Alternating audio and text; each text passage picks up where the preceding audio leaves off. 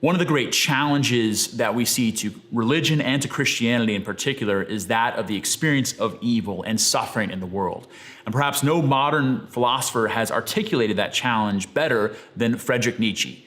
And Nietzsche, through the suffering that he experienced in his life, saw darkness and really meaninglessness in the world around him, which is why it's so important for us to experience the light that comes from a great saint in the modern world who also experienced darkness, but instead of hopelessness, he experienced the light and joy of following Christ.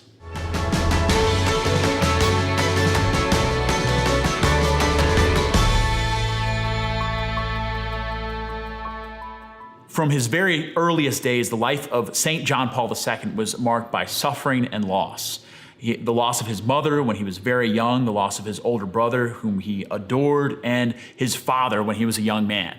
And so in the midst of all that loss, he also experienced his personal loss and his family, but also the tragedy of war and bloodshed in his beloved homeland of Poland, as they experienced the ravages of the Nazi death camps. He lost friends in the Nazi death camps. He experienced the brutality of war. And then after World War II, the brutality of the communist regime that had a stranglehold on his beloved homeland.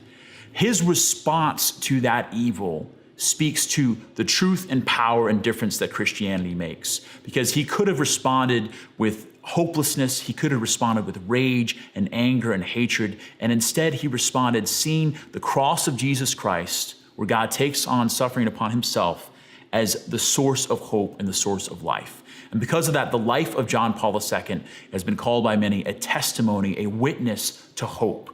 So that when he met people, even and especially in their times of suffering, they saw someone who knew their pain and had experienced pain as well, but could point them towards the one source of healing, which is our relationship with God.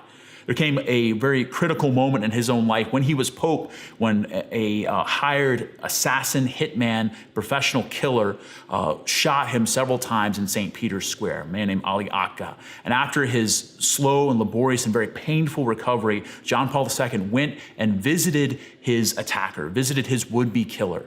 And again, he responded to that evil, not with hatred, not with vitriol, not with condemnation, but with love and with forgiveness.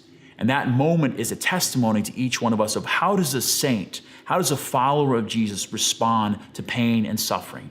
And we are called to respond not with hatred, not with darkness, not with condemnation, but with the joy and hope that comes to us from having a relationship with Jesus Christ.